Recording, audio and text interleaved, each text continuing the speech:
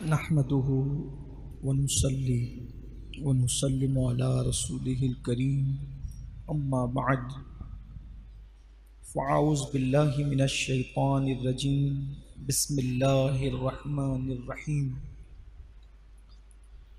वलनब्लुवन्नकुम बिशैइन मिनल खौफ़ि वल जूअ व नक़्सिम मिनल अमवालि वल अनफुसि वस्समरात वबश्शिरिस साबिरीन अल्लज़ीना इज़ा असाबतहुम मुसीबतुन क़ालू इन्ना लिल्लाहि व इन्ना इलैहि राजिऊन उलाइका अलैहिम सलवातुम मिर रब्बिहिम व रहमह व उलाइका हुमुल मुहतदून। सदक़ल्लाहुल अज़ीम।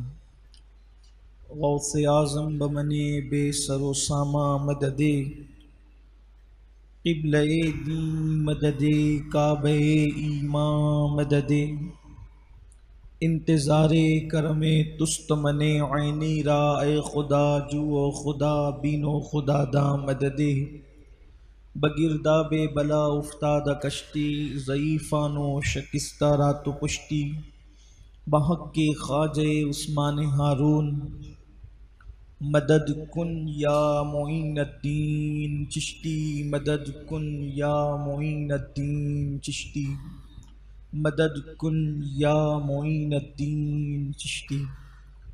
अस्सलातु वस्सलामु अलैका या रसूल अल्लाह, अस्सलातु वस्सलामु अलैका या नबी अल्लाह, अस्सलातु वस्सलामु अलैका या हबीब अल्लाह व अला आलिका व अस्हाबिका या नूर अल्लाह सल्लल्लाहु तआला अलैका वसल्लम। काबे के बदरुद्दुजा तुम पे करोड़ों दुरूद, तौबा के शम्सुद्दुहा तुम पे करोड़ों दुरूद, शाफ़ए रोज़े जज़ा तुम पे करोड़ों दुरूद, दाफ़ए जुमला बला तुम पे करोड़ों दुरूद। दिल करो ठंडा मेरा वो कफ़े पा चांद सा, सीने पे रख दो ज़रा तुम पे करोड़ों दुरूद। आज ईद के बाद हमारे इज्तिमा का हर साल नए साल के हवाले से आगाज़ होता है और 1996 से लेकर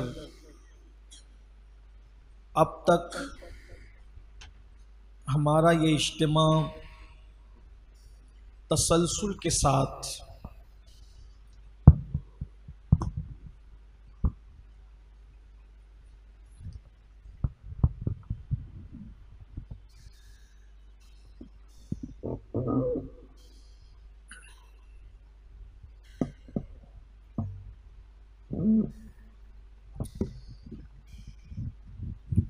दुरूद शरीफ पढ़ने। अल्लाहुम्मा सल्लि अला सय्यदिना व मौलाना मुहम्मदिन मादिनिल जूदि वल करम व आलिहि व अस्हाबिहि बारिक वसल्लम सलातन व सलामन अलैका या रसूल अल्लाह। 96 से लेकर अब तक हमारा ये इज्तिमा तसलसल के साथ हो रहा है। चंद साल तक ये इज्तिमा अखाड़ा मस्जिद में होता रहा, उसके बाद फिर कादरिया मस्जिद के अंदर कई साल तक कमोबेश एक दहाई से ज़्यादा जारी रहा और अब यहाँ पर मुंतकिल हुए इज्तिमा को भी कमोबेश एक दहाई हो रही है। तो इस एतबार से इज्तिमा के एतबार से हमारा ये नया साल होता है। वैसे गुज़िश्ता हफ्ते जुमा का दिन ईद का दिन था, और अलामती इज्तिमा हो गया और आज बाज़ाब्ता तौर पर हम नए साल में इज्तिमा के हवाले से दाखिल हो रहे हैं। अल्लाह से दुआ है कि हम रहें न रहें, सुन्नियत की ये बहारें कायम रहे, जब तक चाँद और सूरज निकलते और डूबते रहें, दीन मतीन की खिदमत का ये सिलसिला जारी व सारी रहे। उसमें आप सबकी शिरकत यकीनन आँखों को ठंडक पहुँचाती है और आप लोग पूरे शहर से दूर दूर से जमा होते हैं और आते हैं। अल्लाह ताला सबके लिए आफ़ियत का मामला फरमाए। आज के लिए जो उन्वान का इंतखाब किया गया है वो है मुसीबतों में हिकमत क्या है। क्योंकि तकरीबन 2 साल से 2.5 साल का अरसा बीत रहा है, पूरी दुनिया बड़ी मुश्किलात में और बड़ी मुसीबतों में गिरफ्तार है। बिलखुसूस कोविड को लेकर, ये बीमारी को लेकर, ये एक बला है। कोविड एक बीमारी है और इसकी वजह से कई मुसीबतों ने जन्म ले रखा है। अगरचे लोगों को ये एक ही मुसीबत नज़र आती है, लेकिन ये एक मुसीबत कई मुसीबतों का पेश खैमा है। इसी एक मुसीबत बीमारी की वजह से मौत के अंबार भी सामने हैं। इसी की वजह से भुखमरी का मामला भी सामने है। इसी की वजह से रोज़ी रोटी के मसाइल भी सामने हैं। इसी की वजह से खुदकुशी के मसाइल भी सामने हैं। इसी की वजह से गुर्बत की सतह बढ़ रही है। इसी की वजह से बेरोज़गारी की सतह बढ़ रही है। इस साल में फिर 2 करोड़ से ज़्यादा लोग हमारे मुल्क के अंदर बेरोज़गार हुए। इस साल में ये दूसरी लहर के मौके पर, अब सही तादाद कितनी है तो अल्लाह जाने, लेकिन हमारी निगाहों के सामने जो आदाद व शुमार आते हैं हम उस पर एतबार करते हुए अर्ज़ कर रहे हैं। तो इस तरीके से बेरोज़गारी है, दूसरे अमराज हैं, वबाई इस मर्ज़ की वजह से तंग दस्ती है, शादियां रुक रही है। इसी तरीके से इबादत खाने जो है वो बंद हैं। मज़ारात औलिया पर जाने पर लोगों को बहुत सारे इलाके में पाबंदियां हैं। ईद की वो रौनकें नज़र नहीं आ रही है। इस तरह से बहुत सारी मुश्किलें और मसाइब और मुसीबत है। इस मुसीबत के अंदर उम्मीद की किरण पैदा होनी चाहिए। इस मुसीबत के अंदर हौसला पैदा होना चाहिए। इस मुसीबत के अंदर हिम्मत पैदा होनी चाहिए। याद रखिए, जब भी मसाइब व आलाम आते हैं तो उस वक्त उम्मीद की किरण अगर कोई जगमगाता है तो उस मजहब का नाम मजहब इस्लाम है। गमों के अंदर अगर कोई हौसला अता करता है तो उस मजहब का नाम मजहब इस्लाम है। अगर कोई तालीमात जो है बुझे हुए दिलों को खिलती हुई कलियां बनाती है तो उस तालीम का नाम तालीमात मुस्तफ़ा जान रहमत है। ऐसे वक्त में जबकि मुसीबतें मुसलसल आ रही है और मुसीबतें मुसलसल बरस रही है, यकीनन बहुत सारे ऐसे लोग भी होंगे जिनका खजाना जमा शुदा खत्म हो चुका है। यकीनन बहुत सारे ऐसे लोग भी होंगे जिनका खत्म होने के करीब है। इंसान को वहशत है, इंसान को तकलीफ है, इंसान को मुश्किलात है। याद रखिए, बहुत आसान नहीं है मुसीबतों का मुकाबला करना, लेकिन इस्लाम मुसीबतों के बारे में क्या कहता है। पहली बात तो यह है, इस्लाम मुसीबत मांगने की इजाजत नहीं देता, यानी मुसीबत मांगो नहीं। किसी ने हजरत सैयदना अबू ज़र ग़िफ़ारी के हवाले से इमाम हसन मुज्तबा से कहा कि अबू ज़र ग़िफ़ारी ये दुआ कर रहे थे कि अल्लाह मुझे मुसीबतें और बलाएं अता फरमा ताकि मैं उस पर सब्र करके तेरा कुर्ब हासिल कर सकूं। इसलिए कि उन्होंने अहादीस में सुन रखा था, अभी जो रिवायतें आपके सामने पेश की जाएगी उसमें मुसीबतों पर बड़ी बशारतें हैं, मुसीबतों का इनाम बहुत ज्यादा है। तो अबू ज़र ग़िफ़ारी ने कहा, अल्लाह मुझे मुसीबत में गिरफ्तार कर ताकि मैं वो इनाम हासिल करूं जो मुसीबत के बाद नसीब होता है।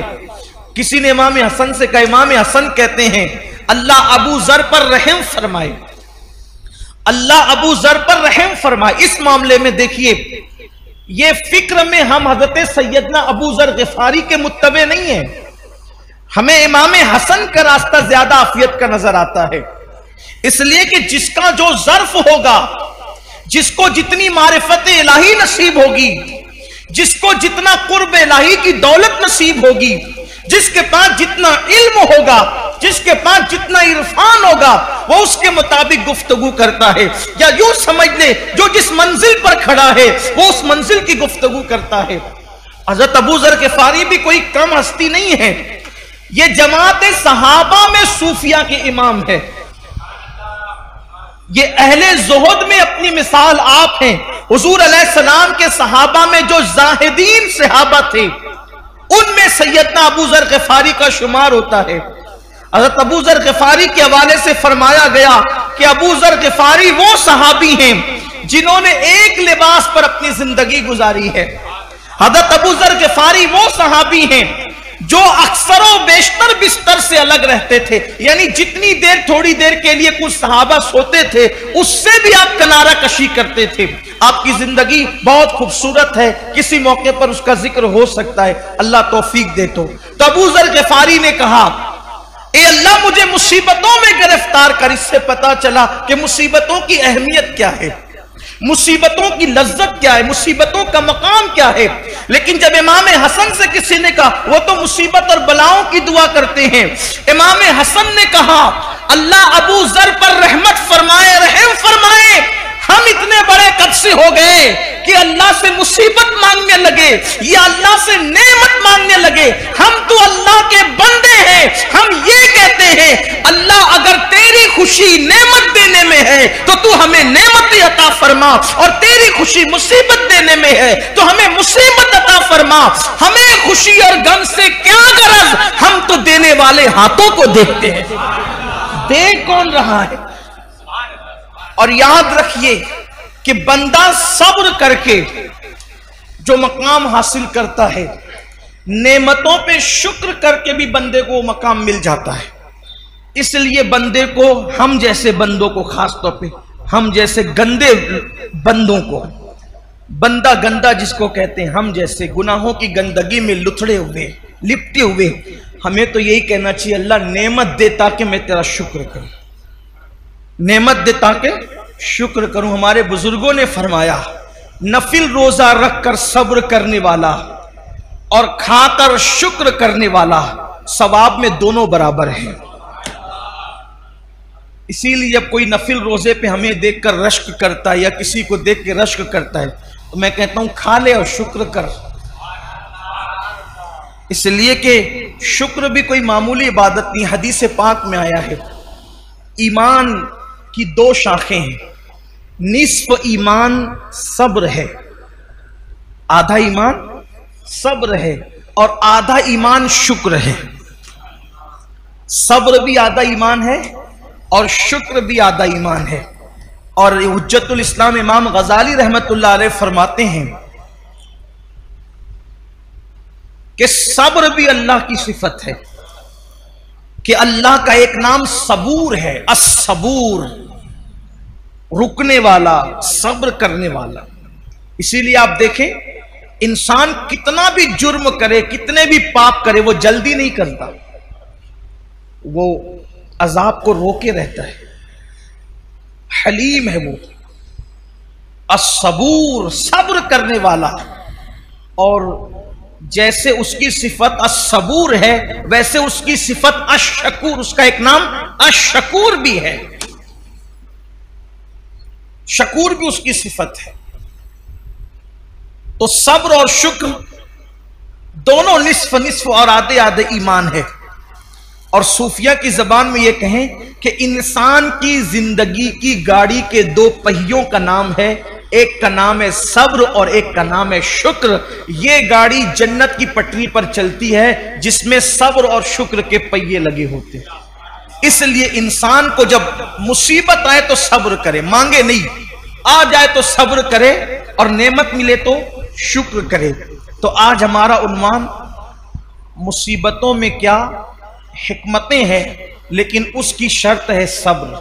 आज हम सब्र पर गुफ्तगू करेंगे, और अगर आइंदा हफ्ते अल्लाह ने तौफीक और जिंदगी दी तो फिर शुक्र पर, ताकि दोनों पहिए हमें नसीब हो जाए, सब्र और शुक्र। अल्लाह के रसूल अलैहि सलाम से पूछा गया कि या रसूल अल्लाह सल्लल्लाहु अलैहि वसल्लम, अल्लाह मुसीबतें किस पर डालता है, अल्लाह तकलीफें किस पर डालता है? तो मेरे आका अलैहि सलाम ने फरमाया, सबसे बड़ी आजमाइश और मुसीबत अगर किसी पर आती है तो वो पहले अंबियाए किराम पर आती है। अंबिया से बढ़कर कोई मुसीबत में नहीं रहता। हम लोग किसी पर मुसीबत देखते हैं तो बोलते ओ ये तो इसको किए कि सजा मिल रही। अगर किसी को कोड़ हो जाए, कोई कोड़ी हो जाए, कोड़, किसी को जुजाम हो जाए, कोई नाबीना हो जाए, अंधा हो जाए, तो लोग उसके बारे में मजहबी महफिलों में भी डिस्कस करते हैं कि उसको उसके किए की सजा मिल रही है। अल्लाह से माफी मांगो, ना कहा करो। उसकी वजह यह है, अगर वो मोमिन है, अगर वो मोमिन है और कोड़ी हो गया, जुजामी हो गया, है मुसलमान, तो अल्लाह तबारक व तआला उन लोगों को उस वक्त जन्नत में दाखिल फरमाएगा। अभी तक लोग कब्रों से कुछ उठे होंगे, कुछ उठने वाले होंगे, उससे पहले अल्लाह उनको जन्नत में दाखिल फरमाएगा। मैं अभी हदीस पढ़ूंगा उस पर आपके सामने। इसलिए किसी मुसलमान की तकलीफ पर कोई डिस्कस ना किया करें, किसी मुसलमान की मुसीबत पर कोई, कुछ लोग नाबीना होने पर भी कोई अंधा हो गया, अच्छा था अंधा हो गया, उस पर मजाक उड़ाते हैं। मजहबी हलकों में बाज़ाब्ता स्टेजों पर मजाक उड़ाया गया उन बुजुर्गों का जिनको आखिरी उम्र में लंबी उम्र होने की वजह से या ज़ौफ होने की वजह से आंखों की बीनाई चली गई थी। क्या क्या उनको नाम दिए गए। हालांकि लोग ये भूल गए कि हिब्रुल उम्मा, रईसुल मुफस्सिरीन सैयदना अब्दुल्ला इब्ने अब्बास रदी अल्लाह ताला अन्हु भी आखिरी उम्र में नाबीना हो गए थे। लोग कहते हैं अपने किए की सजा भुगत रहे। मैं कहता हूं इब्ने अब्बास ने क्या किया था। हजरत जाबिर इब्ने अब्दुल्ला अंसारी, जिनके घर हुजूर अलैहिस्सलाम की दावत मशहूर है, आखिरी उम्र में वो नाबीना हो गए थे। कई सहाबा के नाम लिए जा सकते हैं जो आखिरी उम्र में नाबीना हो गए थे। लेकिन यहां तो बस इल्म नहीं है, बल्कि अगर कुछ पढ़ा, हमने कुछ पढ़ भी लिया है, तो हमारे इल्म पर हमारी जिहालत गालिब आती है। किसी भी मुसलमान और मोमिन को तकलीफ में देखो, हमने कोई उस पर डिस्कस नहीं करना, बस ये दुआ करना अल्लाह इसकी मुश्किल आसान कर दे और हमें इस मुसीबत से बचा ले। जो लोग नाबीना हो जाएं और मुसलमान है, जो नाबीना हो जाएं मुसलमान है, या पैदाइशी नाबीना हो या बाद में अंधे हो जाएं बुढ़ापे की वजह से या किसी मर्ज की वजह से, किसी तकलीफ की वजह से, उनके लिए बशारत यह है कि औरों के लिए अल्लाह तबारक व तआला कभी कभी तजल्ली फरमाएगा, यानी कभी कभी पर्दे उठा करके उनको अपना दीदार कराएगा। लेकिन जो नाबीना हो गए थे, अल्लाह फरमाएगा मैंने तुमसे आंखें छीन ली थी और तुमने उस पर सब्र किया था, अब जब तक तुम चाहते रहोगे मैं तुम्हें दीदार अता करता रहूंगा। जब तक चाहते रहोगे मैं तुम्हें दीदार अता, मगर शर्त यह है कि वो सब्र करें। देखो मुसीबत आए तो सब्र शर्त है। मुसीबत, जो मुसीबत में वाहवेला करे नाकाम है, मुसीबत में शिकवा करे नाकाम है, मुसीबत में शिकायत करे नाकाम है। लेकिन जो सब्र करे, सब्र असल चीज है। सब्र, सारे इनामात उस वक्त मिलेंगे जब वो सब्र करे। आका अलैहिस्सलाम ने फरमाया सबसे ज्यादा मुसीबत नबियों पर आती है, फिर जो नबियों से करीब होते हैं उन पर आती है, फिर जो उनसे करीब होते हैं उन पर आती है। यानी मुसीबतें हैं किसके लिए? बल्कि एक हदीस पाक ये भी है, अल्लाह के रसूल अलैहिस्सलाम वुजू कर रहे थे। यहां पर थोड़ा इश्क रसूल का बाब भी खुलेगा, वाह होगा, इश्क रसूल का बाब भी वाह होगा, और हम देखेंगे कि हम में कौन आशिक रसूल है। हुजूर अलैहिस्सलाम वुजू फरमा रहे थे और पानी हुजूर अलैहिस्सलाम के वुजू का ढलान की तरफ बह रहा था। वुजू का पानी ढलान की तरफ बह रहा था। एक सहाबी थे वहां मौजूद, उन्होंने अर्ज किया या रसूल अल्लाह सल्लल्लाहु अलैहि वसल्लम, मैं आपसे इश्क करता हूं। मोहब्बत करता हूं आपसे। हुजूर ने फरमाया सल्लल्लाहु अलैहि वसल्लम, क्या कहा तुमने? हुजूर मैं आपसे इश्क करता। करीम आका जिसके कान कान लाले करामत है, दूर और नजदीक के सुनने वाले वो कान कान लाले करामत पे लाखों सलाम। हुजूर अलैहिस्सलाम ने तीसरी बार पूछा, क्या कहा तुमने? हुजूर मैं आपसे इश्क करता हूं। आका फरमाते हैं, तो अगर तू वाकई मुझसे इश्क करता है तो मुसीबत और आजमाइशों के लिए तैयार हो जा, क्योंकि जो हमसे इश्क करता है अल्लाह उस पर मुसीबतों के दरवाजे खोल देता है, अल्लाह उस पर तकलीफों के दरवाजे खोल देता है। हमसे मोहब्बत करने वालों पर आजमाइश और मुसीबतों के दरवाजे इतनी तेजी से खुलते हैं और मुसीबतें उसके पास इतनी तेजी से भाग भाग कर आती है, जैसे ये वुजू का पानी तेजी से ढलान की तरफ गिर रहा है, वैसे मुसीबतें तेजी से उसके पास आती है। अब आप मुझे बताएं, जब हम आशिक ही बने हैं, जब हमने इश्क का दावा ही किया है, तो फिर हम मुसीबतों से घबराते क्यों हैं? हम बलाओं से घबराते क्यों हैं? इसलिए कि मुसीबतें तो आशिकों के लिए है, मुसीबतें तो महबूब से मोहब्बत करने वालों के लिए। आप देखें, जिसको हम मुश्किल कुशा कहते हैं, पूरी जिंदगी मुश्किल में गुजरी, जिसको इब्ने मुश्किल कुशा कहते हैं, ए दिल बगीर दामने सुल्तान औलिया यानी हुसैन इब्ने अली जाने औलिया। फिर उनकी मुसीबतें देख ले, फिर सैयदा ज़ैनब पाक की मुसीबतें देख ले, फिर जनाब गाजी अब्बास की मुसीबतें देख ले, फिर इसी तरीके से औना मोहम्मद की मुसीबतें देख ले, फिर सैयदा सुकैना की मुसीबतें देख ले। इसी तरीके से जो है अल्लाह अकबर सैयदा बीबी पाक सैयदा फातिमा ज़हरा की, उनकी खुद की मुसीबतें देख ले। हमारे बुजुर्गों ने फरमाया 40 रातें किसी पर ऐसे गुजर जाए, 40 रातें किसी पर ऐसे गुजर जाए कि उस पर कोई मुसीबत ना आए, वो अपने ईमान की खैर मनाए, वो अपने ईमान का एहतिसाब करे 40 दिन के अंदर। अब उसको इमाम अहले सुन्नत ने बहुत खूबसूरत अंदाज से मुज़य्यन किया। फरमाया 40 रातों में तीनों में से कोई एक आना चाहिए। इल्लत, ऐन से इल्लत, औ से किल्लत, वाल से जिल्लत। इल्लत, किल्लत, जिल्लत, 40 रातों में से एक मकाम ऐसा आना चाहिए कोई एक रात में। इल्लत, या तो बीमार पड़ जाए, सर दर्द ही हो या बुखार आ जाए, कोई बीमारी हो, पैर ही दुखे, कांटा ही चुभे, कोई ना कोई बीमारी आ जाए।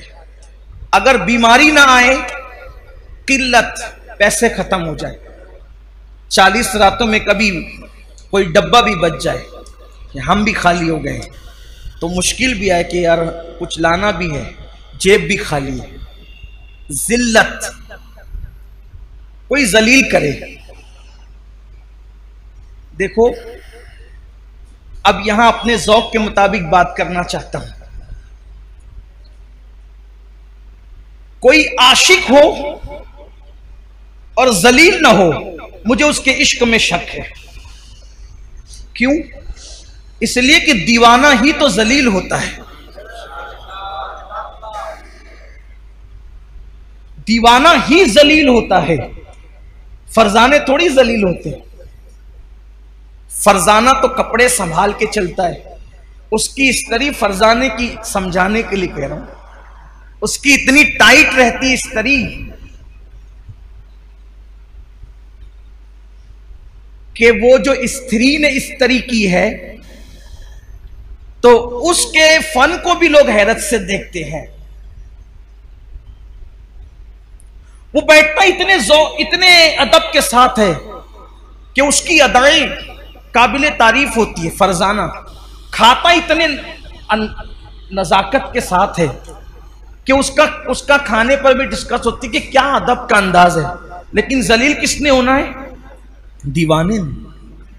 इसके तो बाल ऐसे, इसका तो लिबास ऐसा, इसका तो गुफ्तगू का समझाने के लिए कर। दीवाना, ये दुनिया का दीवाना है जो जलील होता है। अरे जो दुनिया की मोहब्बत में दीवाना हुआ, जब वो जलील होता है तो जो सबसे बड़े महबूब, महबूब आजम,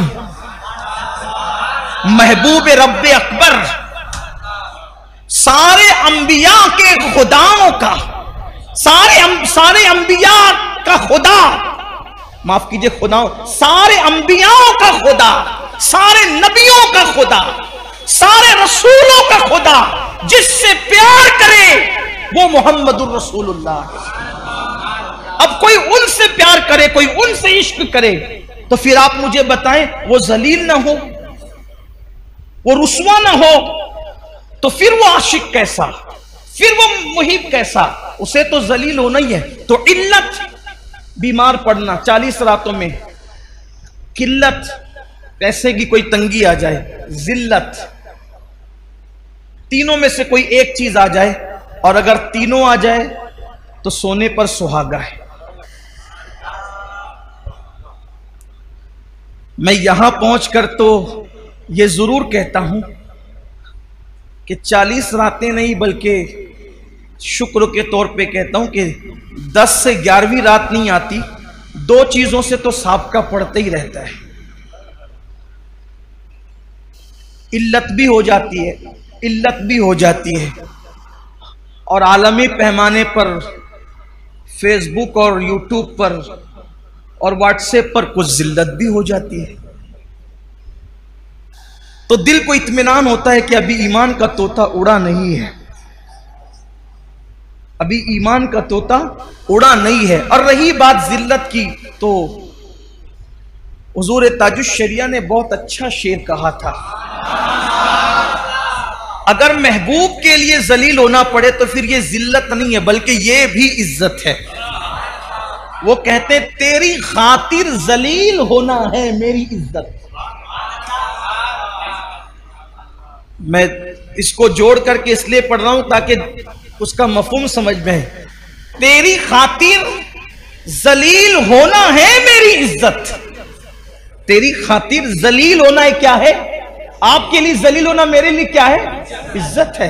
तेरी खातिर जलील होना है मेरी इज्जत, मेरे वकार सलाम। तेरी खातिर जलील होना है मेरी इज्जत, मेरे वकार सलाम। तो हुजूर के लिए जलील होना कोई जिल्लत नहीं है, बल्कि ये तो बड़ी इज्जत है। तो 40 दिन के अंदर ऐसी मुश्किल आनी चाहिए। फिर बीमारियों का बाब अलग है। तो याद रखिए कि मुसीबतें आनी चाहिए, लेकिन मांगे नहीं, और आए तो उस पर सब्र करें। हदीस पाक में आता है कि जब किसी पर मुसीबत आती है तो उस मुसीबत का इनाम क्या है वो सुने। चूंकि अब हमारे पास मुख्तसर सा वक्त बचा है, अब इसकी तफसील में न जाते हुए कुछ रिवायत पढ़ना चाहता हूं ताकि पता चले मुसीबत का इनाम क्या है। अल्लाह के हबीब सल्लल्लाहु अलैहि वसल्लम फरमाते हैं क़यामत का दिन होगा। क़यामत का दिन, क़यामत के दिन में आवाज लगाई जाएगी, निदा की जाएगी, ऐलान होगा, ऐ वो लोगों जिन लोगों ने अल्लाह से अपना अपना कर्जा वापस लेना है, ऐ वो लोगों जिन्होंने अल्लाह से अपना अपना कर्ज वापस लेना है, जिनका अल्लाह कर्जदार है। समझाने के लिए, जिनका अल्लाह कर्जदार है, जिन्होंने अल्लाह से कर्ज वापस लेना है, वो सब आओ, वो सब जमा हो जाओ। अल्लाह तबारक व तआला आज कर्ज तुम्हें लौटाएगा। जो अल्लाह तुम्हारा कर्ज रखता है वो अल्लाह तुम्हारा कर्ज अदा करेगा। लोगों को हैरत होगी, लोग परेशान होंगे कि आखिर अल्लाह कैसे मकरूज हो सकता है। उसने तो सबको नेमतें दी, दौलतें दी, इज्जतें दी, वकार दिया, शान दिया, अजमत दी, सब दिया, तो अल्लाह तबारक व तआला पर किसी का कर्ज कैसे हो सकता है? तो फरिश्ते कहेंगे इससे मुराद वो लोग हैं दुनिया में अल्लाह ने जिन पर आजमाइशें डाली, जिन पर अल्लाह ने मुसीबतें डाली, जिन पर अल्लाह ने तकलीफें डाली, वो लोग आज आए जिनके दिल गमगीन हुए थे मुसीबतों पर, जिनके आंसू बहे थे मुसीबतों पर, हत्ता के कांटा ही चुभा था, मुसीबत मिली थी, किसी ने डांट ही दिया था, मुसीबत मिली थी, किसी ने तकलीफ पहुंचाया था, मुसीबत मिली थी। किसी ने गाली दी थी, मुसीबत मिली थी, किसी ने दुख दिया था, मुसीबत मिली थी, हत्ता के अल्लाह अकबर किसी ने किसी पे गुस्सा करके मुसीबत पहुंचाई थी। आज अल्लाह फरमा रहा है कि मेरे फरिश्तों ऐलान करो, अल्लाह से अपना अपना कर्जा वापस लो और चलो मुसीबत उठाने वालों, आजमाइश में गिरफ्तार रहने वालों, अल्लाह तुम्हें बुला रहा है। तो वो सब लोग जिन्होंने दुनिया में मुसीबतें उठाई होगी, तकलीफें उठाई होगी, आजमाइशों में जो गिरफ्तार हुए होंगे, वो सब के सब चलेंगे अल्लाह की तरफ। और फरिश्ते जब आफत और मुसीबत में मुब्तला लोग खड़े होकर के आएंगे कि हम अपना सिला चाहते हैं, हम अपना इनाम चाहते हैं, फरिश्ते कहेंगे ऐ मुसीबत सहने वालों, ऐ तकलीफ उठाने वालों, बगैर दलील के दावा मकबूल नहीं होगा। तुम अपने अपने नामे आमाल बताओ कि जब तुम्हें मुसीबत पहुंची थी तो तुमने किया क्या था, उसके बाद तुमसे बात की जाएगी। तो उसमें से बहुत सारे लोग छट जाएंगे, क्योंकि जब उनको मुसीबत पहुंची थी तो मुसीबत पहुंचते वक्त उन्होंने क्या किया था, अल्लाह की शिकायत की थी। जैसे मेरे आपकी तरह कुछ लोग होते हैं, सर में दर्द है तो दोस्तों के पूरे सर्किल को पता चलना चाहिए कि फलां के सर में दर्द है। किसी को पैर में कांटा चुभा तो पूरे मोहल्ले को तो पता ही चलना चाहिए कि फलां जनाब को कांटा चुभ गया है। इसी तरीके से बुखार हो गया तो मैं समझता हूं कि पूरे ऑफिस और जहां जहां काम करते हैं सबको पता होना चाहिए कि बुखार हो गया। याद रखिए, जो वो बीमारी या तो तबीब को बताओ या तो हबीब को बताओ। तबीब इसको इसलिए बताओ, तबीब को इसलिए बताओ कि वो इलाज करे, और हबीब को इसलिए बताओ कि वो जख्म पे मरहम रखे, वो पेशानी पर हाथ रखकर दुआ करे। तबीब और हबीब को बताने के अलावा फिर किसी तीसरे को बीमारी बताना, यह मैं गैरत इश्क के खिलाफ समझता हूं। मुंह में छाले आ जाए तो पूरी दुनिया को पता चले मुंह में छाले आ जाए, सर में दर्द हो तो पूरी दुनिया को पता चले, यह शिकायत है अल्लाह की। हमारे बड़े बड़े बुजुर्ग बरसा बरस बीमारियों में मुब्तला रहे, बीवी को भी नहीं पता चला कि मैं बीमारी में, शौहर को नहीं पता चला कि मैं बीमारी में। कुछ ऐसे भी तो हो जो यार के लिए कुछ बर्दाश्त करें, बल्कि आपको हैरत होगी, हैरत, मुस्तफा जाने रहमत सल्लल्लाहु अलैहि वसल्लम ने किस तरह गैरते तौहीद सहाबे किराम के दिलो दिमाग के अंदर रचा बसा दिया था, रचा बसा दिया था कि एक मर्तबा जिब्रील अमीन अल्लाह के रसूल की बारगाह में आए और आने के बाद पूछा, या रसूल अल्लाह, अल्लाह आपको सलाम कहता है और अबू बकर को भी सलाम कहता है, मेरे आका के यार की शान क्या है, मेरे आका के यारों की शान क्या है। महबूब के कदमों में बैठकर इस मकाम पर फाइज हुए कि जिन्हें खुदा भी सलाम कहता है। अल्लाह आपको और अबू बकर को सलाम कहता है और अल्लाह पूछ रहा है, आका या रसूल अल्लाह, अल्लाह पूछता है आपसे कि आप अबू बकर से पूछिए कि अब तो उनकी तबीयत ठीक है ना। अल्लाह आपसे पूछते हैं कि आप पूछे कि अब तो उनकी तबीयत ठीक है ना। सिद्दीक अकबर से हुजूर ने पूछा, अबू बकर अल्लाह पूछ रहा है अब तो आप ठीक हैं। अल्हम्दुलिल्लाह हुजूर मैं ठीक हूं। आका ने पूछा, क्यों अबू बकर, कोई तकलीफ थी? हाय हाय, गैरते इश्क का अंदाज देखें, गैरते इश्क का अंदाज देखें। अल्लाह के रसूल पूछते हैं, अबू बकर क्यों, कोई तकलीफ थी? हाँ का कुछ थी, बताया नहीं। हुजूर आप ही के दर्स ने मजबूर कर दिया था कि यार की शिकायत किससे कैसे कर, यार की शिकायत कैसे करूं, यह आपका दर्स था, इसलिए मैं आपको भी बता न सका। मैं अपनी मुसीबत तकलीफ अपनी तबीयत की आपको ही बता न सका, क्योंकि आपने जो गैरते इश्क का दर्स दिया था मुझे गवारा ना हुआ कि यार की मैंने डर लगी मुझे कि अगर मैं ये तकलीफ आपसे बयान कर दूं यार नाराज ना हो जाए कि मेरी शिकायत मेरे महबूब से की जा रही। ये है अल्लाह वालों का अंदाज। और जब मुसीबत सहने वाले जो जिन पे मुसीबत आई होगी वो अज्र लेने के लिए क़यामत के दिन खड़े होंगे। मुसीबत आई होगी, क्या अल्लाह के फरिश्ते कहेंगे आमाल नामा बताओ, पहले दलील पेश करो कि तुमने क्या किया था। वो आमाल नामा खोले जाएंगे। जब आमाल नामे खुलेंगे तो कहेंगे इसमें तो तुमने गुस्सा किया अल्लाह पे। कुछ लोग कहते हैं ना अल्लाह को मेरा ही घर मिलता है बीमारी के लिए, माअल्लाह, मारने के लिए मेरा ही बेटा मिला था, मेरी बीवी मिली थी।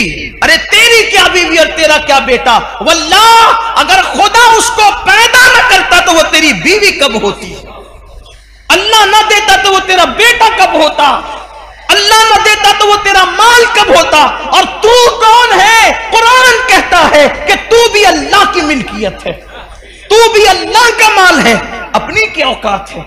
तो अज्र जाय न करो वाहवेला करके, मुसीबतों पर जो अज्र मिलने वाला है अल्लाह ताला की शिकायत करके जाय ना करो। सिद्दीक अकबर जैसा ज़र्फ तो नहीं हो सकता, लेकिन कुछ तो सीखो।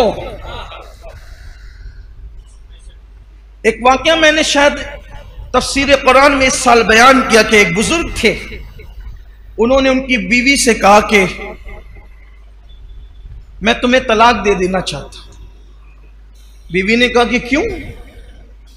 कहा कि इसलिए कि जब से शादी हुई तुम बीमार नहीं पड़ती हो, और यहां तलाक इसलिए दी जाती है कि जब से शादी हुई सबसे बीमारी पड़ी रहती है। यह भी है नौबत है। और जो किसी की बीमारी पर उसको दुख दे तो वो भी बीमार होगा, और ऐसा बीमार होगा कि कोई इलाज ना कर सके। बीवी बीमार पड़ गई तो किस्मत है। लोग कहते हैं धोखा दिया, हमें बताया नहीं था पहले से। ठीक है, बता दिया जाता तो अच्छा होता, लेकिन अगर नहीं बताया तो वो तो महबूब आ गई अल्लाह की तेरे घर में। जिनको बीमारियां दी जाती वो महबूब होते, जिनको मुसीबत दी जाती है वो महबूब होते, जिन्हें तकलीफ दी जाती है महबूब होते।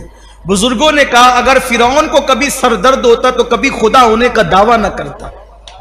फिरौन पर कभी एक वक्त तो भूखे रहने की नौबत आती तो कभी खुदा होने का दावा न करता।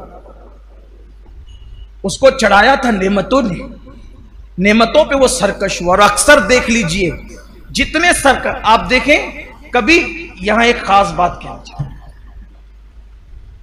हो सकता है शायद आप इसकी लज्जत महसूस करें।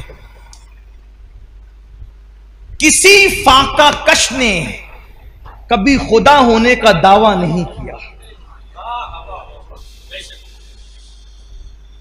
किसी बीमारी में मुब्तला रहने वाले ने कभी खुदा होने का दावा नहीं किया,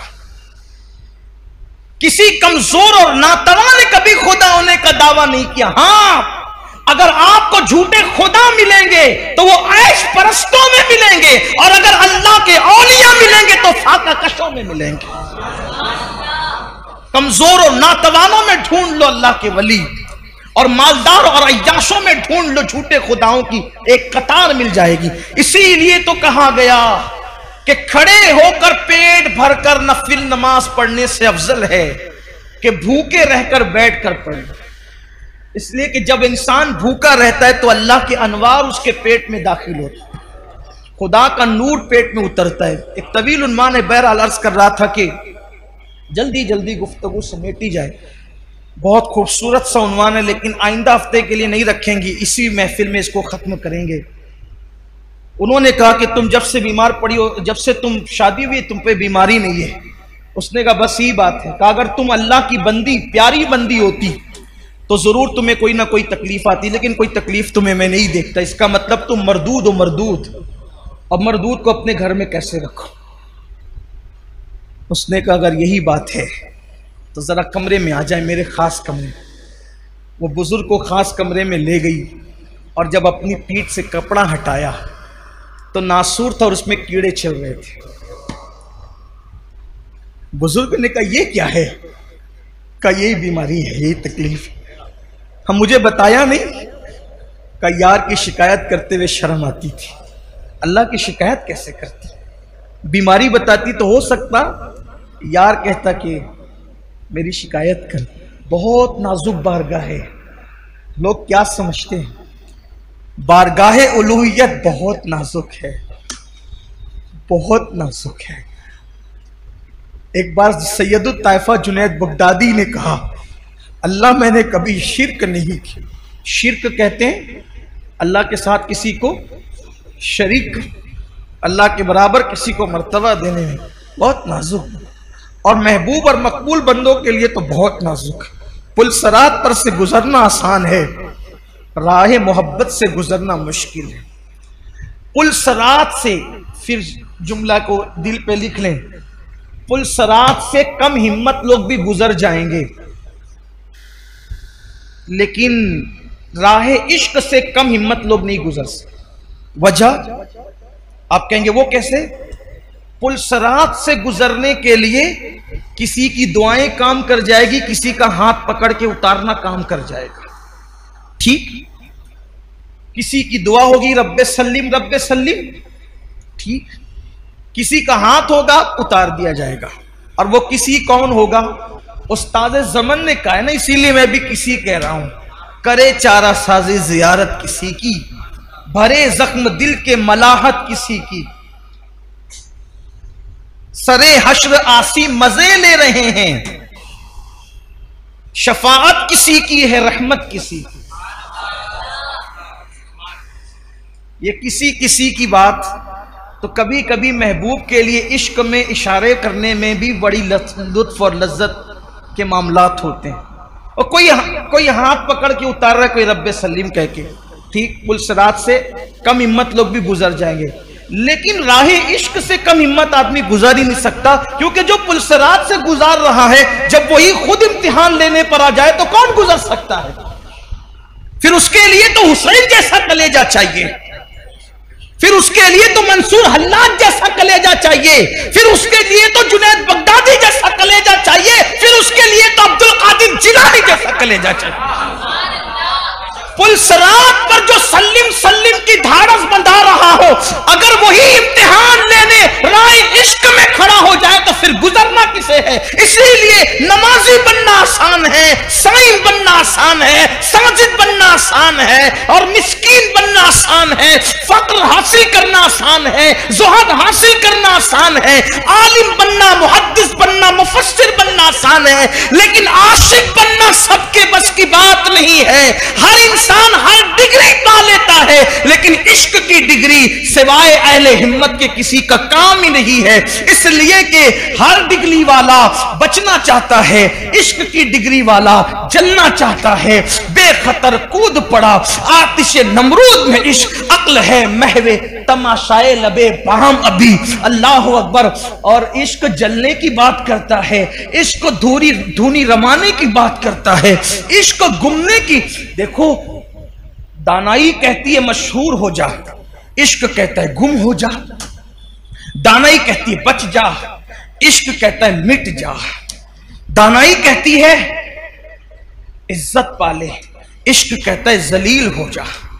और उसकी मिसाल देखें, एक हदाय की बख्शिश में सब मिले। इसलिए कि बिलाल हिंद और हसानुल हिंद के इश्क के नुकोश व निगार फैले हुए उस किताब के अंदर। देखो, लोग बाकी रहना चाहते हैं और इश्क मिटना चाहता है। कहते हैं मिटते मिटते नाम हो ही जाए, ऐसा गुमा दे उनकी विला में खुदा हमें, ढूंढा करें पर अपनी खबर को खबर में। खुद से ही गुम हो जाना चाहता है। ऐ दिल ये सुलगना क्या, सुलगना क्या, सुलगना क्या। सुलगने और जलने में दो चीज होती है। जब सिगड़ी सुलगाई जाती है तो कुछ आग जलती है, कुछ धुआं होता है, लेकिन जब फर फर फर फर जलने लगती है तो धुआं खत्म हो जाता है। मेरे इमाम छोटी शुरुआत की आग की बात नहीं करते, बल्कि वो बड़ी जो शोला जव्वाल है उसकी बात करते थे। ऐ दिल ये सुलगना क्या, जलना है तो जल भी उठ। ऐ दिल ये सुलगना क्या, जलना है तो जल भी उठ। दम घुटने लगा जालिम, क्या धूनी रमाई है। ये धुआं धुआं क्या हो रहा है, इससे मेरा दम घुट रहा है। अरे जल, फर फर जल। जैसे आग आसमान से बातें करती, वो आग चाहता हूं। और कौन सी आग फिर वो लगती है? कहते हैं ऐ इश्क तेरे सदके जलने से छुटे सस्ते, जो आग बुझा देगी वो आग लगाई है। और रूह फिदा का फजिद हर का, यक शोला दिगर बरजन इश्का, मोरा तन मन धन सब फूंक दिया। ये जान भी प्यारे जिला जाना नहीं जला जाना, ये जान भी प्यारे जला।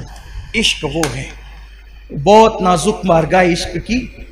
और ये तो सुन्नियों की जिंदगी का उन्वान है जिसका लोग मजाक उड़ाते हैं। हमें खुशी होती है जो इसलिए कि इश्क ही वालों का मजाक उड़ाया जाता है। मजनू ही का मजाक उड़ाया गया, फरहादी पर तान कसे गए, उवैसी को पत्थर मारे गए, बिलाली को घसीटा गया। ये तो आशिकों के मुकद्दर है। सैयदुत ताइफा जुनैद बगदादी ने कहा, अल्लाह मैंने कभी शिर्क नहीं की। बता रहा था कि वो कितनी नाजुक बारगाह है। छापते रहो बीमारियां बताते रहो, कभी तो कहो अल्हम्दुलिल्लाह। बीमार होकर भी कभी अच्छे होकर आ जाया करो लोगों के सामने। अब तो कुछ लोग इसको भी नहीं करते, बल्कि थोड़ा रहता थोड़ा है बताते ज्यादा है।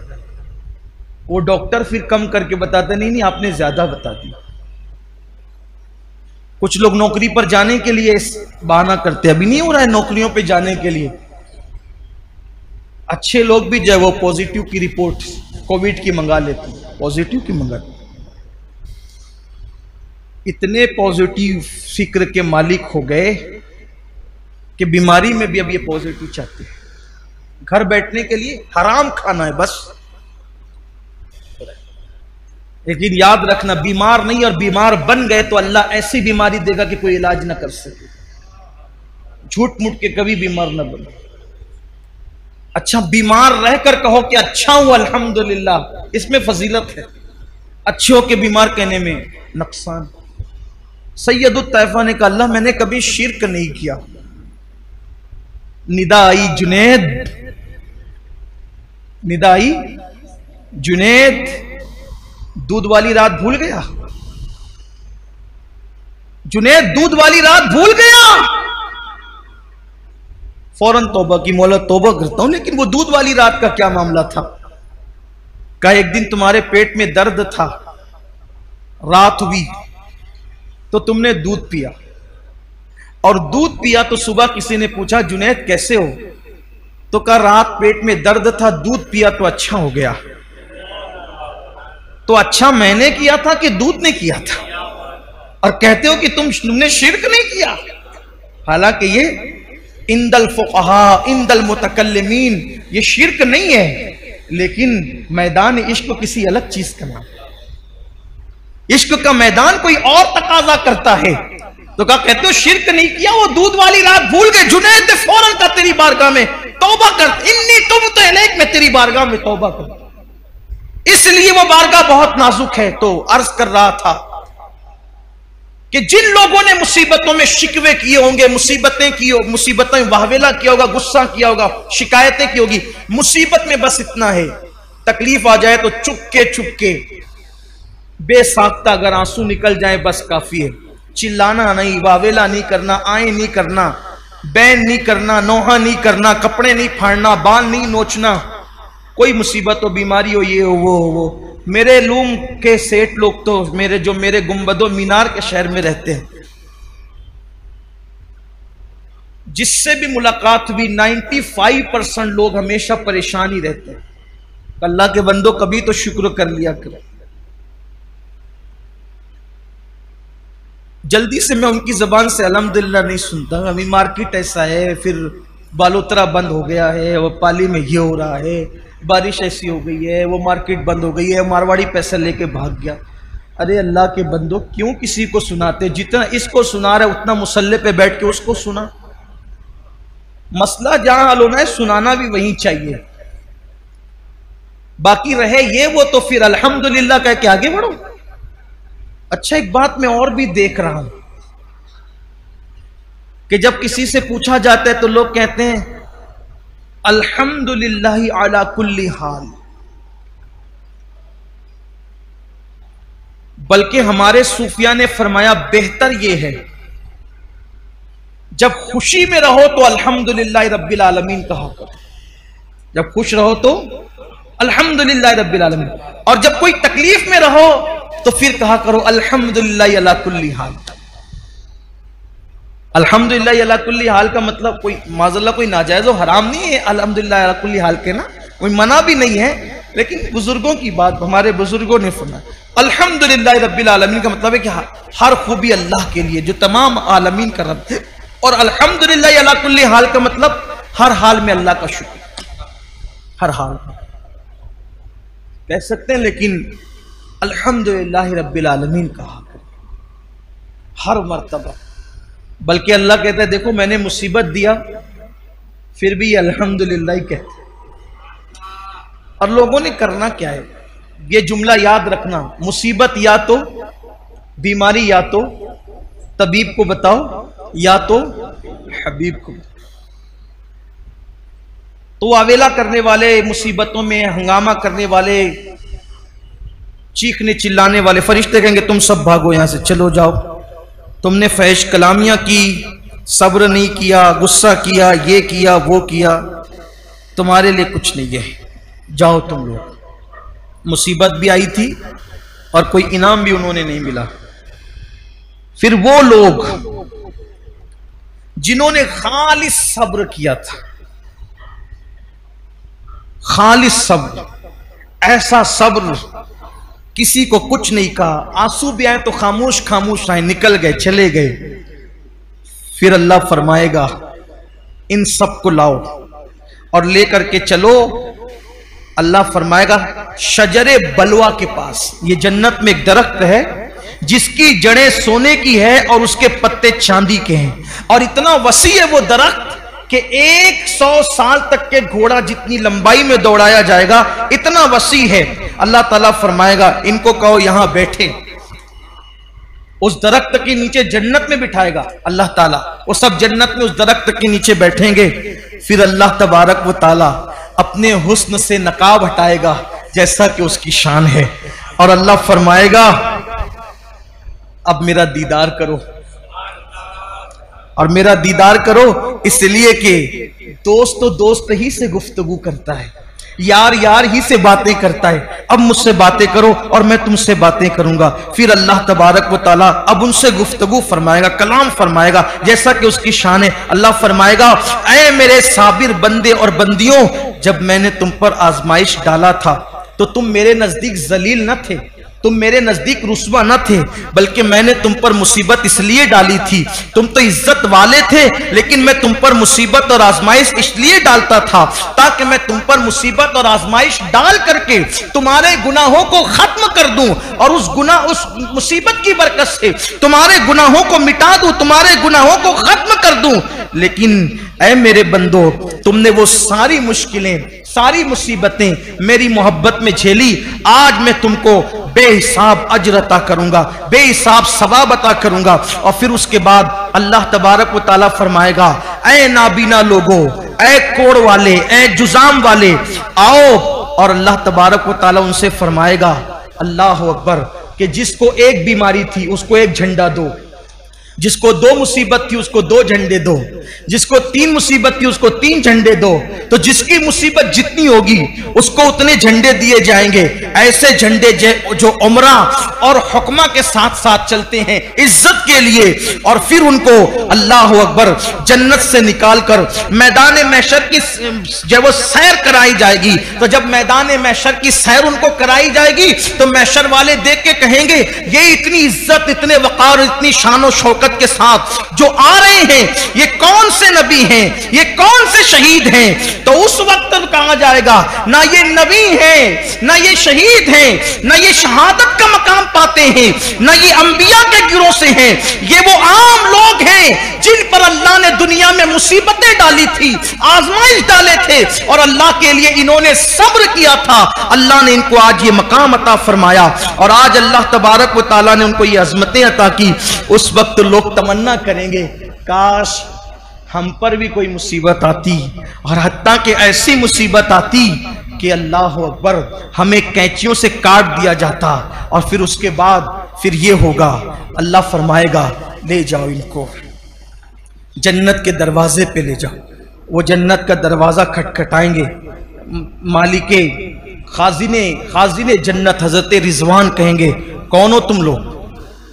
तो दूसरे फरिश्ते कहेंगे ये वो लोग हैं जिन पे अल्लाह ने मुसीबत और आजमाइश और तकलीफें डाली थी, अब इनको जन्नत में दाखिल किया जाए। तो वो कहेंगे कि अभी तो पूरे लोग कब्र से उठे भी नहीं। ये दूसरी रिवायत पढ़ रहा हूं, अभी तो ये लोग, अभी पूरे लोग कब्र से उठे नहीं, अभी मीजान नहीं रखा गया, आमाल नहीं तोले गए, अभी सब लोग कब्रों से बाहर नहीं आए, अभी मैदान महशर गोया के पूरी तरह से सजा नहीं, और तुम ये कहते हो कि इन्हें जन्नत में दाखिल करो। तो कहेंगे ये अल्लाह का हुक्म है। अल्लाह ताला ने ऐलान किया है कि जिन पे अल्लाह ने आजमाइश, मुसीबत और तकलीफ दुनिया में डाली थी और उन्होंने सब्र किया था, अल्लाह ताला उनका नामे अमाल खोलेगा ही नहीं, उनका नामे अमाल मीजान पे रखा ही नहीं जाएगा, उनसे कुछ हिसाब ही नहीं होगा, उनसे कुछ पूछा ही नहीं जाएगा, उनसे कुछ नहीं कहा जाएगा, और वो सीधा जन्नत में दाखिल होंगे। इनके लिए जन्नत के दरवाजे खोल दिए जाएं ताकि ये सुकून और चैन के साथ अपने अपने महल्लात के अंदर, जन्नती घरों के अंदर बैठे। और फिर मेरे आका अलैहिस्सलाम फरमाते हैं वो लोग 500 साल पहले सब जन्नत में चले जाएंगे, हत्ता के लोगों का इधर हिसाब व किताब हो रहा होगा, और वो जन्नत में बैठे बैठे, जन्नत में बैठे बैठे वो सब मुशाहिदा कर रहे होंगे हिसाब व किताब का। तो उस वक्त सहाबे किराम रिदवानुल्लाहि ताला अलैहिम अजमईन ने अर्ज किया कि या रसूल अल्लाह, कौन सी चीज मीजान पर सबसे ज्यादा भारी होगी? या रसूल अल्लाह, कौन सी चीज मीजान पर सबसे ज्यादा भारी होगी? तो मेरे आका सल्लल्लाहु अलैहि वसल्लम ने फरमाया कि सबसे ज्यादा अगर कोई चीज मीजान पे भारी होगी तो वो आजमाइशों पे सब्र करना भारी होगी, और जो दुनिया में जितना सब्र करेगा अल्लाह उसके लिए पुलसरात को उतना चौड़ा फरमा देगा। इसलिए अपनी जिंदगी के अंदर सब्र को, मुसीबतों और अल्लाह से दुआ करो कि मुसीबत ना आए, और मुसीबत आए तो सब्र, बीमारी आए, पैसे की किल्लत हो, अल्लाह ना करे औलाद ना हो, औलाद हो तो नाफरमान हो, अगर सब्र करो, किसी से शिकायत ना करो। आखिरी में अर्ज करना चाहता हूं, अगर कोई मुसीबत आती है तो मुसीबत अल्लाह के करीब करने के लिए, अगर हम मुसलमान हैं, मोमिन हैं, अल्लाह के पसंदीदा बंदे हैं, तो मुसीबत अल्लाह से करीब करने के लिए। जैसे लोहे के अंदर, लोहे को जब भट्टी के अंदर डाल दिया जाता है तो भट्टी से निकलने के बाद लोहा कैसे चमकने लगता है, ऐसे मोमिन आजमाइश और मुसीबत की भट्टी में डाला जाता है, चमकने लगता है। अल्लाह का जो जितना करीबी होगा वो उतना आजमाइश में गिरफ्तार होता रहेगा। जब आजमाइश में आ जाओ तो अल्लाह से दुआ करो कि अल्लाह हमें सब्र दे। अगर एक एक बुजुर्ग की आजमाइश बताऊं तो हैरत होगी, लेकिन एक बात अर्ज करता हूं आखिरी रिवायत पढ़ने से पहले। हजरत ज़करिया अलैहिस्सलाम, अल्लाह के पैगंबर, इमाम गजाली रहमतुल्लाह अलैह ने इसको लिखा है मुकाशिफतुल कुलूब के अंदर। हजरत ज़करिया अलैहिस्सलाम जब यहूदियों ने आपको शहीद करना चाहा, कत्ल करना चाहा, दौड़ाते रहे, आपने छुपने की कोशिश की, और हज़रत ज़करिया अलैहिस्सलाम ने जब दरख्त में जाकर के पनाह ली तो ज़करिया अलैहिस्सलाम को उस दरख्त के अंदर जब पता चला यहूद को कि इसमें छुपे हुए हैं, तो उन्होंने ऊपर से आरा चला दिया। जब आरा चलाया तो सर पे, जब आरा चलने, आरा सर पे, सोचिए जरा, सर के बाल कोई खींच ले तो क्या कैफियत होती है। आरा जब चलने लगा तो हज़रत ज़करिया अलैहिस्सलाम ने आह की, इरशाद हुआ, ज़करिया अगर तुमने दोबारा आह की आवाज निकाली तो अपने महबूबों की फहरिस्त से तुम्हारा नाम निकाल दिया जाए। यह आखिरी का जुमला अगरचे इमाम गजाली रहमतुल्लाह अलैह नहीं लिखा है, लेकिन ये दूसरे सूफिया किराम का बयान करता है, जो इस वाक़े से मैंने जोड़कर आपके सामने पेश। आप गौर फरमाएं, हज़रत अय्यूब अलैहिस्सलाम बीमारी में जो मुब्तला हुए हैं, आपको पता है, सब साथ छोड़ गए। अय्यूब अलैहिस्सलाम इतने बीमार, कभी शिकायत नहीं। हज़रत याह्या अलैहिस्सलाम, याह्या अलैहिस्सलाम को दर्दनाक अंदाज में शहीद किया गया। खुद हमारे आका सल्लल्लाहु अलैहि वसल्लम को ताइफ की वादियों में जो कुछ किया गया, ये सब चीज़ें हमारे लिए दर्स इबरत है, उसवे हसना है। जब मुसीबत आए सब्र करो, बहुत मजबूत सब्र, क्योंकि सब्र में हिकमत ये है, मुसीबत आती है तो उसमें हिकमत ये है कि कोई ना कोई बड़ी तकलीफ से, बड़ी मुसीबत से हमें बचाया जाता। छोटी तकलीफ, छोटी मुसीबत देकर हमें बड़ी मुश्किलात से और बड़ी मुसीबतों से बचाया जाता। एक मर्तबा हजरत लुकमान हकीम ने अपने बेटे से कहा, मेरे बेटे, जब भी कोई अल्लाह की तरफ से मुसीबत आए तो समझना कि इसमें अल्लाह की कोई ना कोई हिकमत है और इसमें अपना ही फायदा है।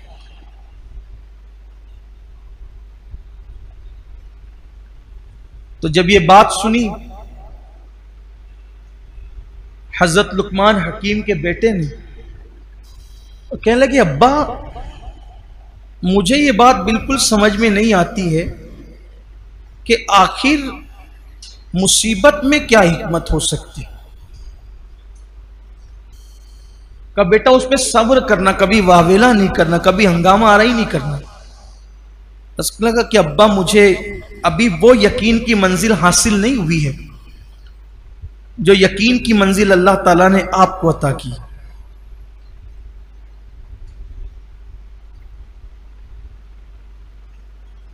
तो हज़रत लुकमान हकीम ने फरमाया, ठीक है बेटा, कोई बात नहीं, अगर ऐसी बात है तो हमारे दौर में एक नबी रहते हैं,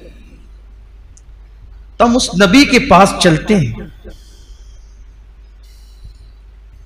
और उनसे मुलाकात करते हैं। जब तू उनकी सोहबत में बैठेगा तो तुझे भी वो यकीन नसीब हो जाएगा जो यकीन अल्लाह ताला ने मुझे अता फरमाया। बेटे से कहा, बेटे ने तैयारी की। तो हज़रत लुकमान हकीम जो है अपने बेटे को साथ लेकर उस नबी की तरफ रवाना हो गए।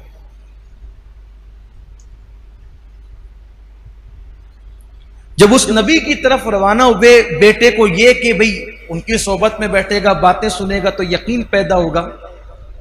एक खच्चर साथ लिया बेटे के लिए, खच्चर अपने लिए साथ लिया, खाना साथ लिया, पानी साथ लिया, लेकर के चले। चूंकि वो नबी उस दौर के दूर रहते थे तो ये लोग जब रास्ता चले तो पानी भी खत्म हो गया, खाना भी खत्म हो गया। अब खाना पानी खत्म होने के बाद फिर भूख बढ़ी, फिर प्यास बढ़ी, दोपहर की चिलचिलाती धूप।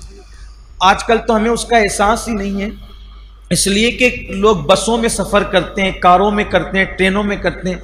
खुले आसमान के नीचे धूप में अब सफर नहीं होता। वो खुले आसमान के नीचे सफर की लज्जत हमें नहीं पता है। बड़ी बड़ी शदीद धूप, गर्मियों का मौसम, तो पानी की शिद्दत, प्यास की शिद्दत की वजह जब पानी नहीं मिला तो खच्चर जो थे वो कांपने लग गए और बैठ गए। और इन दोनों का हाल भी ये हुआ कि ये खच्चरों से उतरने पे मजबूर हो गए। लेकिन शौक नबी की जियारत का इतना था कि बेटे का हाथ पकड़ करके लुकमान हकीम पैदल ही चलने लगे। पैदल चलते चलते एक बस्ती नजर आई और बस्ती का एक साहिबान नजर आया। जब वो साहिबान बस्ती का देखा और बस्ती पे नजर पड़ी, बेटे ने कहा, अब्बा देखो वो बस्ती है, वहां पानी मिल जाएगा। लुकमान हकीम ने कहा, मैं भी बस्ती देख रहा हूं। दोनों को उम्मीद की किरण नजर आई। नबी से मिलना तो दूर रहा, सफर बीच में अटक गए। जब बस्ती दिखी, उम्मीद की किरण जागी। बाप ने बेटे का हाथ पकड़ा। जैसे ही बस्ती पे नजर थी, आगे चल रहे थे, एक जानवर की हड्डी जंगल के अंदर पड़ी हुई थी। उस हड्डी पर जोरदार पैर बच्चे का पड़ा तो वो हड्डी पैर में ऐसी चुभी कि अंदर से घुसकर ऊपर को बाहर निकल गई। बेटे ने चीख मारी, चीख मार के बेहोश होकर जमीन पे गिर पड़ा। हजरत लुकमान हकीम प्यासे बेटे की ये कैफियत देखकर परेशान हुए और परेशानी के आलम में सोचते थे कैसे निकालूं, कैसे निकालूं। तो लुकमान हकीम ने अपने दांत से उस हड्डी को खींच के निकाला। खून की फुहार निकल पड़ी। अपने अमामे का कपड़ा फाड़ा, उससे पट्टी बांधी। पट्टी बांधने के बाद बहुत खून बह गया तो बेटे को गोद में लेकर बैठे थे और बेटे की प्यास याद करके आंख में आंसू आ गए। गरम गरम आंसू बेटे के चेहरे पे पड़े। उसने आंखें खोल दी, बाप को रोते हुए देखा तो पूछा, अब्बा आप तो कह रहे थे कि मुसीबत में, आजमाइश में सब्र करना चाहिए, आप क्यों रोने लगे? कहा बेटा ये चुपके चुपके के आंसू, खामोश आंसू, ये शिकायत नहीं होते, बल्कि ये जो बाप के दिल में जो बेटे की मोहब्बत है, क्योंकि अल्लाह ने फितरी तौर पे बाप के दिल में बेटे की मोहब्बत पैदा की है, तो बेटे की मोहब्बत मुझे रुला रही है, मैं शिकायतन नहीं रो रहा हूं। बस फिर बेटे ने सवाल किया, अब्बा आप तो कह रहे थे कि हर मुश्किल में, हर मुसीबत में तुम्हारे लिए भलाई है, कोई भी मुसीबत आएगी तुम्हारे लिए भलाई है। अब्बा ये क्या हुआ? नबी से मिलने चले थे, खच्चर भी बीमार पड़ गए, पैदल जा रहे थे, हड्डी चुभ गई, जख्मी कर दिया। आप कहते थे मुसीबत में भलाई है, इतनी मुसीबतें चली आई कोई भलाई नजर नहीं आती। बाप बेटे में ये बात हो रही थी। एक चितकबरे घोड़े पे बैठकर एक नूरानी शक्ल वाला आया, और आने के बाद उसने बताया कि अच्छा हुआ तुम उस बस्ती में नहीं आए। जब उसने कहा उस बस्ती में नहीं आए, तो लुकमान हकीम ने और उनके बेटे ने देखा अब तो वहां कोई बस्ती नहीं थी। करे वहां तो बस्ती थी। कहा हाँ, अल्लाह ने हमें हुक्म दिया था कि उस बस्ती को पलट दो। उस बस्ती में गुनाह ज्यादा थे, बस्ती के लोगों को जमीन में धंसा कर बस्ती को पलटने का हुक्म दिया गया था, और मैं फरिश्तों को लेकर के उतरा था कि धंसा के बस्ती को पलट दूं। लेकिन जिस वक्त तुम मुझे आते हुए नजर आए, तो मैंने अल्लाह से कहा, अल्लाह ये तो लुकमान और उसका बेटा, ये तो नेक लोग हैं, ये बस्ती में पानी के लिए आ रहे हैं, मौला इनको रोक दे। तो अल्लाह ने उस धंसाने से बचाने के लिए तुम्हारे बेटे के पैर में जानवर की हड्डी चुबो दी, ताकि हड्डी चुबो दी गई तो तुम यहीं के यहीं रुक गए, और जब यहां रुक गए तो तुम धंसने से बच गए। अगर उस बस्ती में तुम आते तो तुम्हें भी उनके साथ जमीन में धंसा दिया जाता। ये अल्लाह का करम है कि अल्लाह ने हड्डी चुबवा कर तुम दोनों की जान को बचा लिया।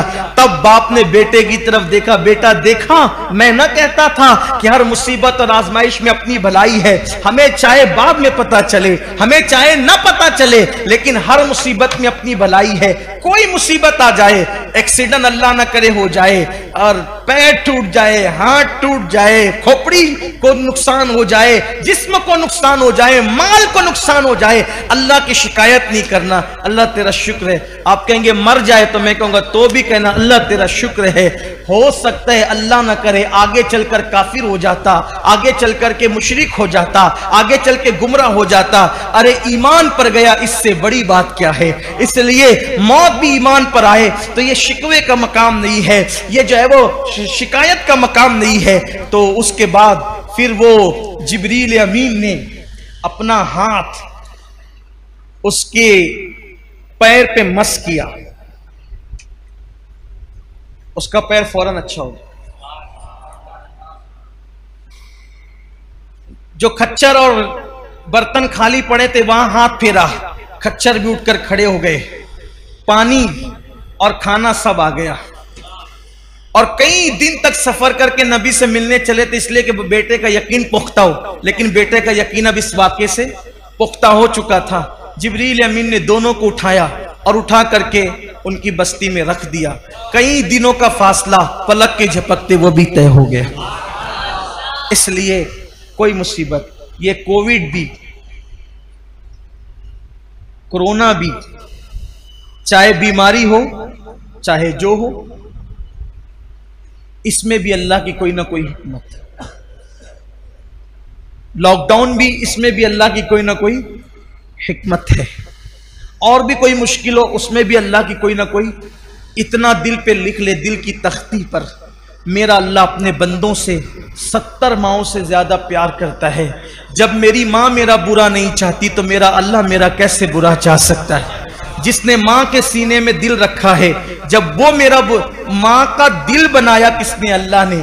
तो जब वो बनाया हुआ दिल बुरा नहीं चाहता मेरा, तो बनाने वाला मेरा कैसे बुरा चाह सकता है। इसलिए कोई ना कोई हिकमत होगी। बीमारी में, तकलीफ में हमें नहीं पता, इसलिए अल्लाह का हर हाल में शुक्र अदा करना चाहिए। और शुक्र कैसे अदा करना चाहिए, इंशाअल्लाह अल्लाह ने चाहा तो हम आइंदा हफ्ते इस पर गुफ्तगू करेंगे। कहने सुनने से ज़्यादा अल्लाह अमल की तौफीक अता फरमाए। गुफ्तगू के दरमियान अगर कोई गलती लग़्ज़िश खामी हो गई तो अल्लाह ताला माफ़ फरमाए। अस्तग़फ़िरुल्लाह रब्बी मिन कुल्लि ज़ंबिन व अतूबु इलैह। मरकज़ पर जामे आले रसूल जारी है। माशाअल्लाह तकरीबन 250 बच्चे पढ़ते हैं।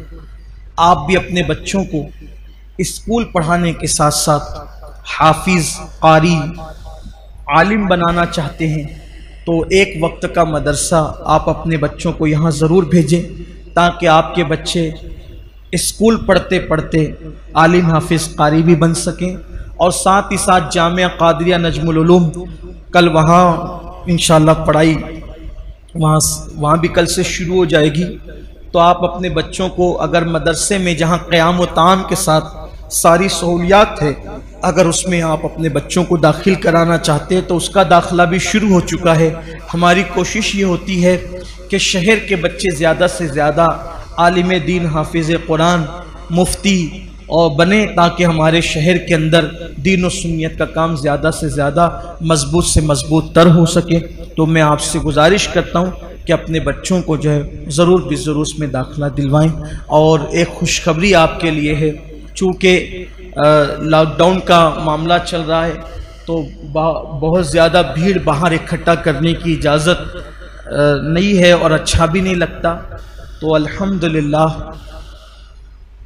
परसों के दिन, जब परसों के दिन यानी जुमेरात को, बुध को परसों के दिन बुध को गरीब नवाज के पीरो मुर्शिद सैयदी ख्वाजा उस्मानी हरवनी रदी अल्लाह ताला के उर्स के मौके पर हुजूर गरीब नवाज के नाम से गरीब नवाज हॉस्पिटल की बुनियाद रख दी गई है सुन्नी दावत इस्लामी की जानिब से।